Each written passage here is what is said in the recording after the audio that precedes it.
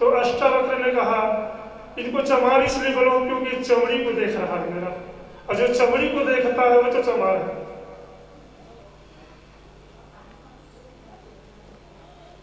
गन्ना टेढ़ा मेढ़ा रहता है, स्वाद रहता है टेढ़ा मेढ़ा, बताओ जलेबी कैसा रहता है, टेढ़ा मेढ़ा, और स्वाद। अष्टावक्र ने कहा दो घड़ा मैं लाता हूं आपके सामने, एक सोना का घड़ा है और एक मिट्टी का घड़ा है, और मिट्टी के घड़े में मलमूत्र भरा हुआ है, नहीं सोना के घड़ा में मलमूत्र भरा हुआ है, और मिट्टी के घड़े में पकवान भरा हुआ है, इसको लोगे। सोना के घड़ा में खराब वस्तु भरा है और मिट्टी के घड़ा में पकवान भरा है, किसको लोगे? सरेंडर जनक जी। और गुरु बनाया है अष्टावक्र को, और जो अष्टावक्र ने जो उपदेश दिया वही अष्टावक्र महागीता का जन्म होता है। जिसको विदेह का 88,000 ऋषियों ने जिस विदेह का प्रमाण पत्र दिया हो, जो देह में होते हुए विदेह का जीवन जीता हो, ऐसे ब्रह्म ज्ञानी ऐसे तत्व ज्ञानी भी चकित हो गए, भ्रमित हो गए, और अष्टावक्र को गुरु बनाना पड़ा। और जो उपदेश दिया आप खोल कर देखिए शास्त्रों को, अष्टावक्र महागीता का जन्म होते हुए। शरीर में भेद हो सकता है, कोई काला हो सकता है, कोई गोरा हो सकता है, कोई पतला हो सकता है, कोई मोटा हो सकता है, लेकिन सबके भीतर में जो ब्रह्म है ना, जो चेतना है, आप प्यारा नाम दे दो ना भाई, आपको जो अच्छा लगता है, राम कह दो, कृष्ण कह दो, अल्लाह कह दो, जो आपको प्यारा, झंझट नहीं है इसमें, विवाद नहीं है इसमें, कोई फर्क नहीं पड़ता। वो चेतना के तल पे आप अभिन्न हैं, भिन्न नहीं है। और ज्ञान उसे कहते हैं जो भीतर को देखता है, जो प्रकाश को देखता है। आपको एक घटना बताऊं, एक फकीर जो है, एक फकीर के यहाँ चोर घुस गया आधी रात को। अब जब चोर घुसा तो चोर भी दंग हो गए। वो फकीर चिट्ठी लिख रहा था, मिट्टी का दिया जलाया हुआ था और उसके प्रकाश में वो चिट्ठी लिख रहा था। चोर हड़बड़ा गया, तलवार को निकाला, फकीर ने देखा, उसके बाद कहा कि इसको अंदर रखो, इसको जरूरत नहीं पड़ेगी, और मैं चिट्ठी लिख रहा हूँ, थोड़ा समय लगेगा, बैठो, चिट्ठी लिखने के बाद मैं बात करूंगा तुमसे, तुम कौन हो, कैसे हो, कहाँ आए हो, क्या करने आए हो। चोर भी एकदम आश्चर्य में रहा, एक ऐसे आदमी है भाई। चिट्ठी पूरी करते हैं फकीर, उसके बाद कहते हैं अब साफ साफ बता दो तुम कैसे आए हो। तो चोर कहता है तुम देख नहीं रहे हो मेरे हाथ में छुरा है, मैं चोरी की नियत से आया था। तो फकीर क्या करते जानते हैं, पहले बताना था ना यार, मैं कुछ बंदोबस्त कर लेता आपके लिए, कुछ व्यवस्था करके रखता। मेरे पास 100 रुपये से ज्यादा नहीं है और इतने दूर से आप आए हो चोरी करने। तो फकीर 100 रुपये आपको दिया, चोर को हैरान हो गए, कैसा टाइप का मामला है, उसका समझ में नहीं आ रहा था। चोर धन्यवाद देते हैं, 100 रुपये दे दिए मेरे को। अब सुनो, आपकी बार जब चोरी करने आना तो पहले से बता देना ताकि मैं व्यवस्था करके रखूं। जब जाने लगे चोर तो वो फकीर कम्बल को भी, जो कम्बल ओढ़ा था उसको भी दे दिया, बहुत दूर से आया, वो ठंडी है, इसको रख लो। अब फकीर नग्न था, वो फकीर है, बहुत उसको मनाया फकीर को चोर ने, रखे नहीं आप। तो फकीर कहते हैं मेरी चिंता मत करो, मैं घर में हूँ, तुमको दूर जाना है, कंबल को ले जाओ। अब कथा कहती है चोर चला गया और अदालत में हल्ला मत करो बच्चे लोग, हल्ला मत करो भाई। क्रिकेट का मैदान नहीं हो भैया, इसको संभालो इसको।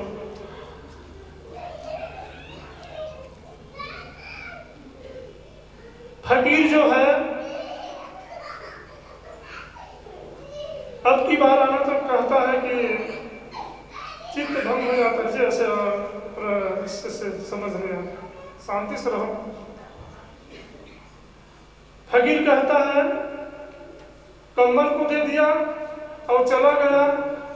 और बाद में उसको वो पकड़ा गया, चोर अदालत में आया, फकीर का प्रसिद्ध कंबल था, पहचान गया, फकीर को बुलाया, बोले चोरी किया है? तो बोलता है नहीं, ये तो बहुत नेक आदमी है, जज साहब ने चोरी नहीं किया है, इसको मैंने 100 रुपया दे मुझे धन्यवाद दिया है। भला कोई मालिक को चोर धन्यवाद देता है? एक कंबल को बहुत मजबूरी में लिया है, बहुत नेक आदमी जज साहब, और चला गया। लेकिन कुछ और चोरी किए थे, उस मामले में पकड़ा गया था, 2 महीना को उसको सजा हुआ।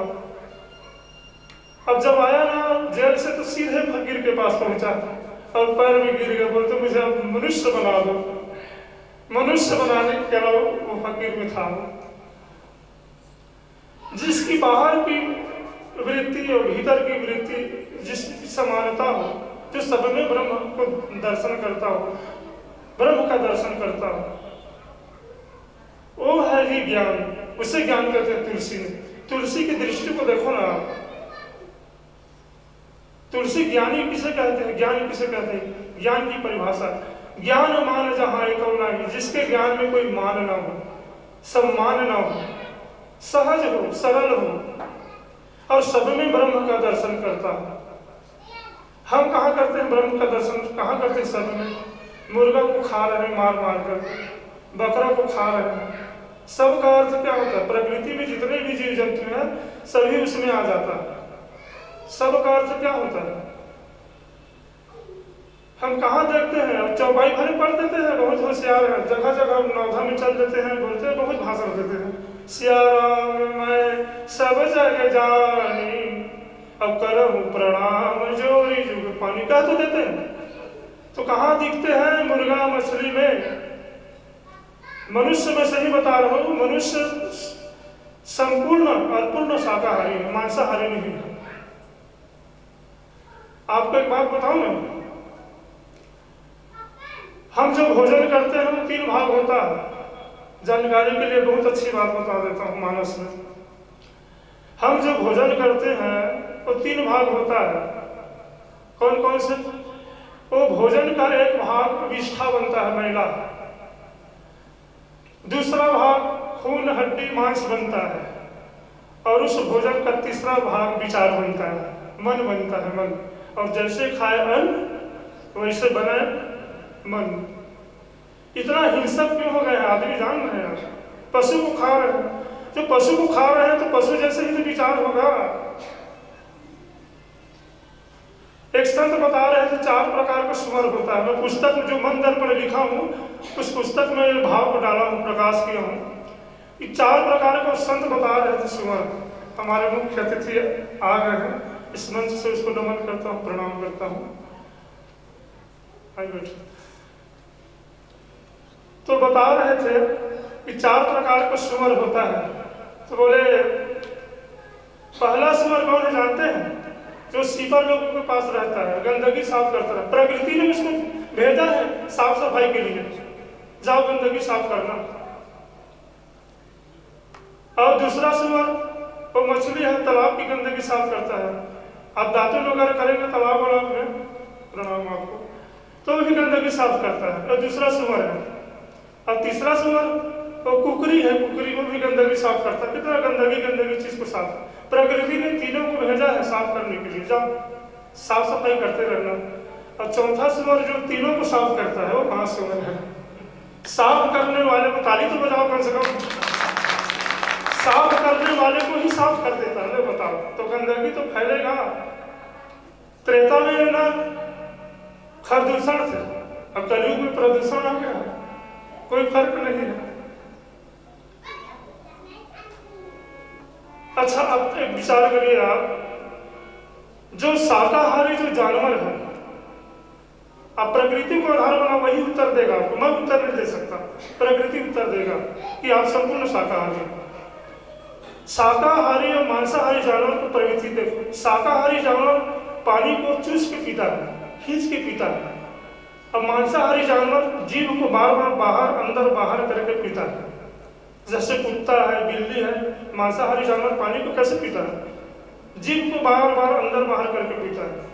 और जो शाकाहारी जो जानवर है, जैसे बकरी है, गाय है, बैल है, वो पानी को खींच के पीता है, चूस के। योगेश जी आप कैसे पीते हैं पानी को बताओ? चूस के पीते हैं ना, तो शाकाहारी तो हुए। सही बता रहा हूं, हम संपूर्ण शाकाहारी अपनी अज्ञानता के कारण, मद के कारण, पद के कारण अधर्म कर रहे हैं, अन्याय कर रहे हैं। उसको भी तो जीने का अधिकार है जी, उसका भी तो परिवार है। हमारे परिवार में जब संकट आता है तो हम बेचैन हो जाते हैं, कहां से कहां दौड़ लगाते हैं। उसका नहीं परिवार, हम उसको पका के मार के खा रहे हैं और अपने को महान भी कह रहे हैं। तुलसी लिखा है, बड़े भाग्य मनुष्य तन पावा, सुर दुर्लभ सब ग्रंथन गावा। जितने भी प्राणी हैं इस पृथ्वी मंडल में, सृष्टि, इस पूरे ब्रह्मांड में सबसे श्रेष्ठ कोई है तो मनुष्य है। क्योंकि परमात्मा इसी मनुष्य शरीर में प्रकट होता है। कुत्ता के शरीर में नहीं हो सकता, बिल्ली के शरीर में नहीं हो सकता, गधा के शरीर में नहीं हो सकता। पूर्ण परमात्मा सिर्फ मानव शरीर में ही प्रकट होगा, इसलिए महान है ये। इससे तो अच्छा आप देखो ना, शराब पी के नाली में गिरे हुए हैं लोग। कुत्ता को देखो हवाई जहाज में यात्रा कर रहे हैं, उसके लिए खाने के लिए अलग बिस्कुट है, नौकर रखे रहते हैं कुत्ते को घुमाने के लिए। तो आदमी तो यही कहेगा बड़े भाग्य कुत्ता तन पावा।